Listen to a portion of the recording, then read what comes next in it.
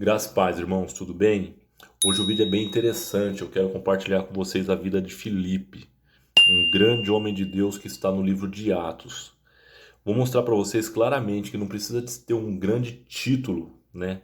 Em um grande status para demonstrar que você é um grande homem de Deus. Basta as suas atitudes, as suas obras. Jesus disse assim uma coisa bem interessante entre o Evangelho de Mateus, Marcos, Lucas e João. Ele diz assim: as obras que eu faço testificam quem sou. As obras que eu faço. O que é as obras que eu faço testificam quem sou? As nossas ações, as nossas atitudes vai demonstrar o nosso caráter, a essência que você carrega dentro de você, do seu coração. No caso, o Espírito de Deus. As suas atitudes vai demonstrar quem é você de fato. Jesus disse assim que toda árvore você conhecerá pelo seu fruto. Pode uma árvore boa dar um fruto mau? Não, se as suas atitudes são corretas, estão coerentes aos olhos do Senhor, é claro que não. Então entenda bem, quem foi Filipe na Bíblia? Vamos estar lendo um texto aqui que está no livro de Atos, capítulo 8. Atos, capítulo 8, vou tirar o óculos aqui para enxergar melhor de perto. Atos, capítulo 8, eu quero que vocês acompanhem a leitura aqui a partir do versículo 3. Está escrito assim, ó: e Saulo assolava a igreja. Quem que é Saulo aqui? Paulo. Ele estava numa época que ele estava perseguindo a igreja, ele não havia sido convertido ainda. Então está escrito aqui, ó: e Saulo assolava a igreja, entrando pelas casas e arrastando homens e mulheres, e os encerrava na prisão. Colocava esses homens e mulheres na prisão, perseguindo a igreja de Cristo. Quem que é a igreja de Cristo? As pessoas que estavam anunciando o evangelho de casa em casa, de cidade em cidade, e Paulo perseguia essas pessoas, colocava no cárcere onde eles eram aprisionados e muitos deles mortos.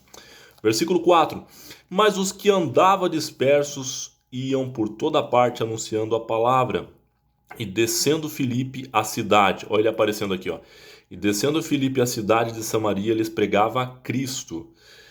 E as multidões unanimemente, todos ali de forma unânime, prestavam atenção ao que Filipe dizia, porque ouviam e viam. Eles ouviam e viam, enxergavam, visualizavam os sinais que ele fazia.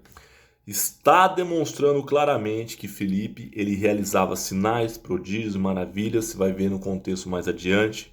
O cara é um grande homem de Deus, um evangelista. E através da vida deles, os sinais de Deus se manifestavam: libertação, cura, transformação, batismo, enfim. Versículo 7: pois que os espíritos imundos saíam de muitos que os tinham. Os demônios saíam das pessoas através do ministério de Filipe, pregando Cristo. Clamando, ó, e os espíritos de muitos saíam, clamando em alta voz. Quando saía do corpo das pessoas, ainda gritava, os demônios faziam estardalhaço. E muitos paralíticos e coxos eram curados. Isso aqui é um dom de operação de milagres, irmãos. E havia grande alegria naquela cidade. Por que grande alegria?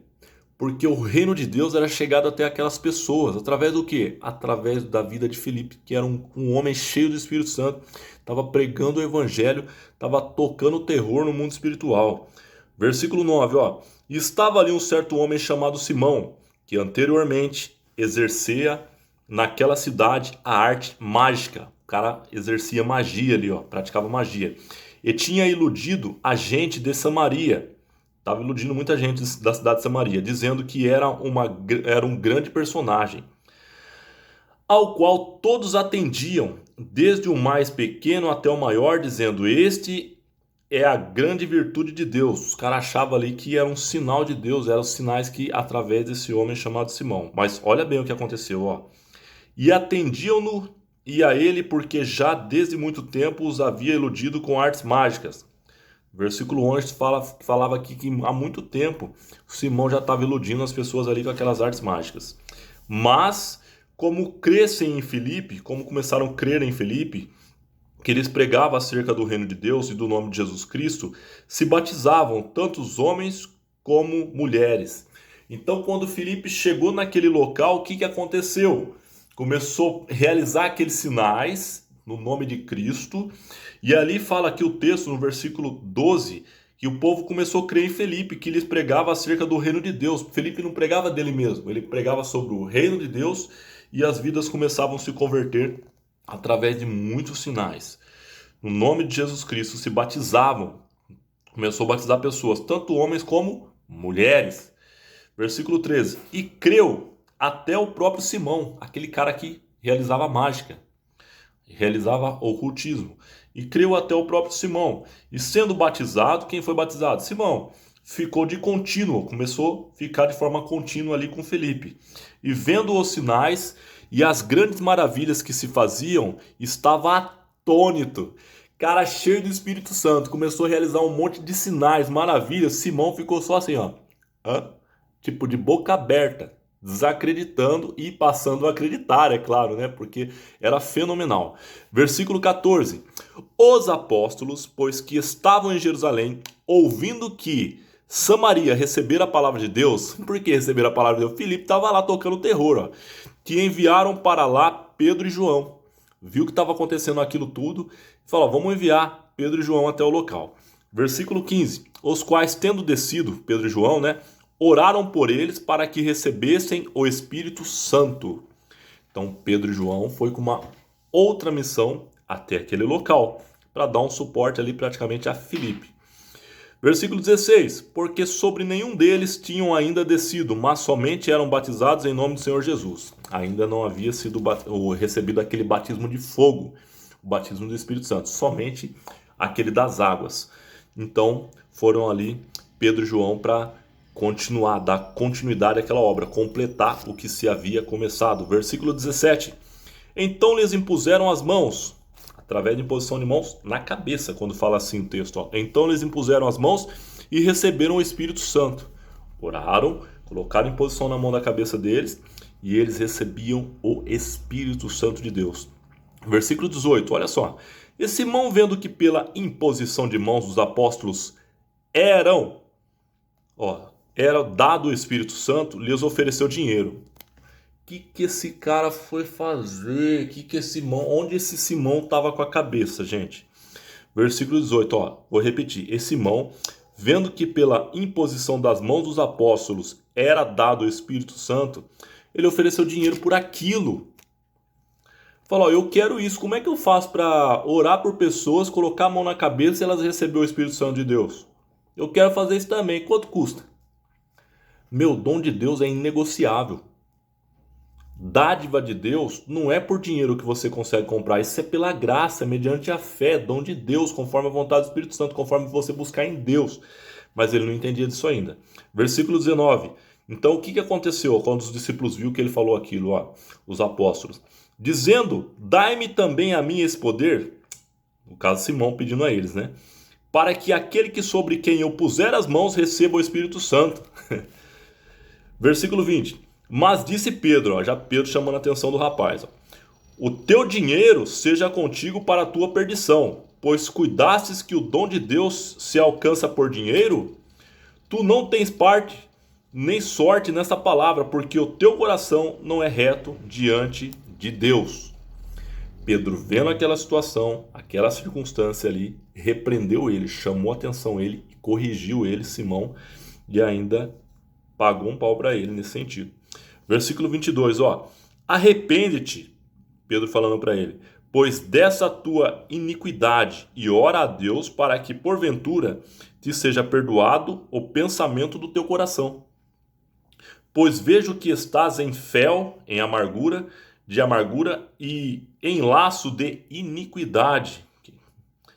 Respondendo, porém, Simão disse, orai vós por mim ao Senhor, para que nada do que você acabou de dizer venha sobre mim. Aí Simão orou e respeitou a autoridade espiritual que estava sobre a vida de Pedro.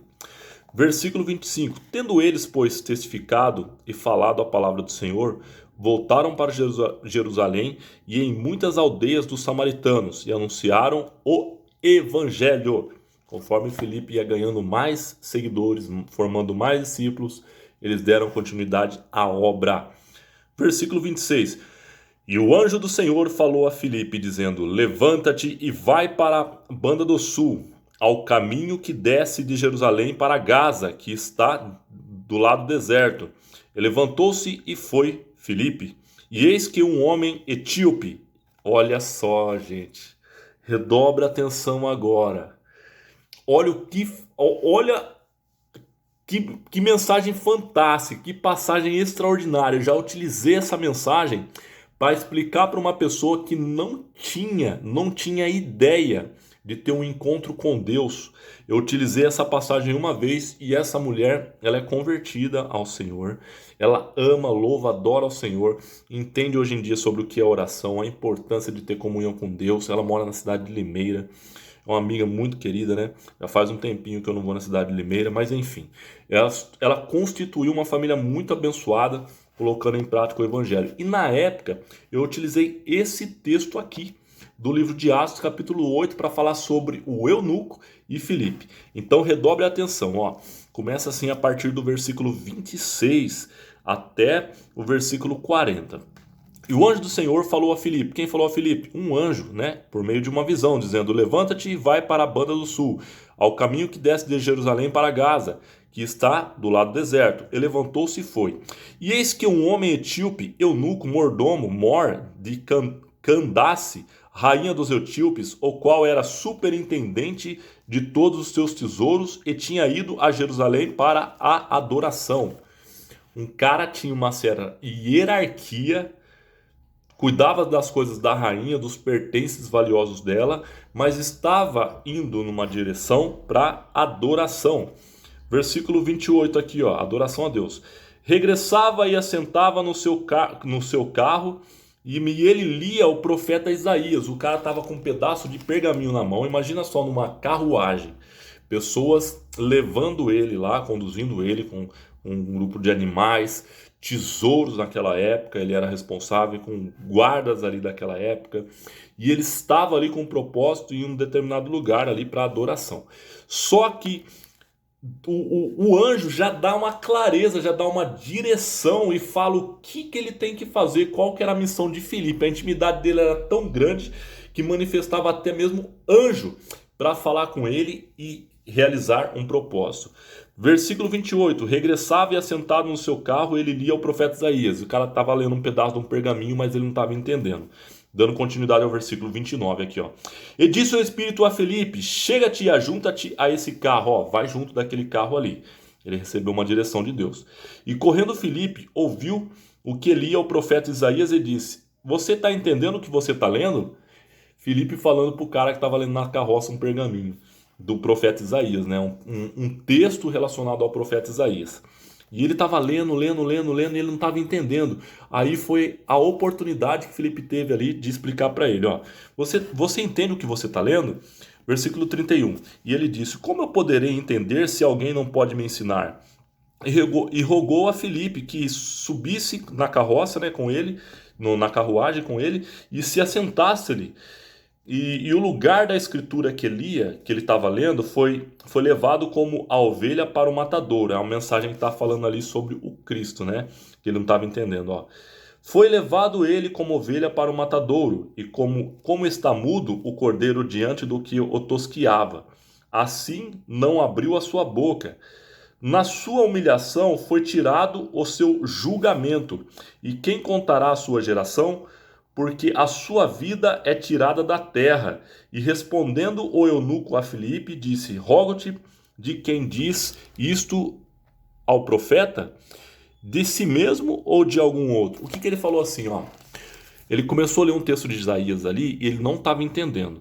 Estava falando do Cristo que foi levado como ovelha ao matadouro. Morte de cruz, que de certa forma ocorreu. Imagina só, o profeta Isaías 400 anos antes, falando de como Cristo iria morrer, porém ressuscitaria.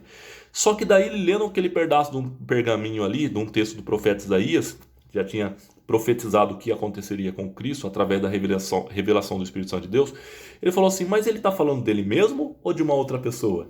Aí Felipe entra em cena, meu irmão.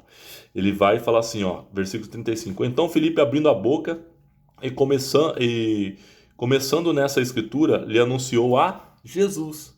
Falar, meu, que oportunidade, vou falar de algo que ele não estava conhecendo, ele estava lendo, mas não estava entendendo. Tem muitas pessoas que lê as escrituras sagradas, mas necessitam de ajuda para ter interpretação. E é aí que entra eu e você na jogada. É aí que entra eu e você como um servo de Deus, um homem cheio do Espírito Santo de Deus, formar esses discípulos que ainda não têm conhecimento das escrituras sagradas, como esse vídeo está te alcançando agora para te ensinar.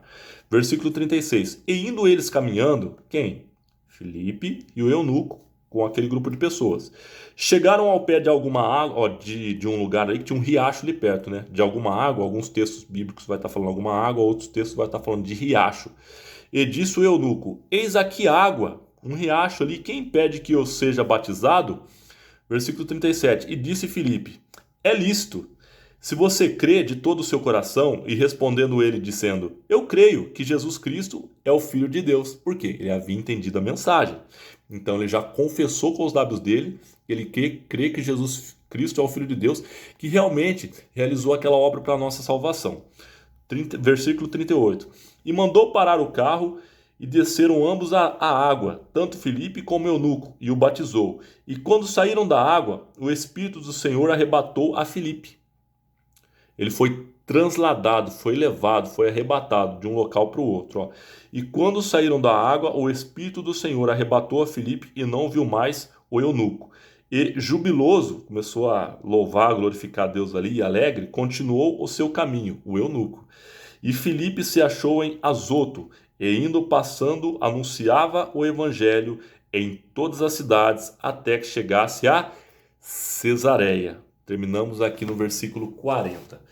Meus irmãos, Filipe, ele era um grande evangelista, um grande homem de Deus, que quando ele entendeu o propósito dele, o chamado dele, ele se conectou com Deus. Ele ligou o Wi-Fi dele, vou usar essa linguagem nos tempos de hoje, e usou aquela senha ali, do tipo assim, cara, eu me conecto com Deus e eu não quero mais largar dele. Através do quê? De oração, aprender dele através da palavra. Eu leio e procuro refletir sobre o que está escrito ali, o que está querendo dizer a palavra.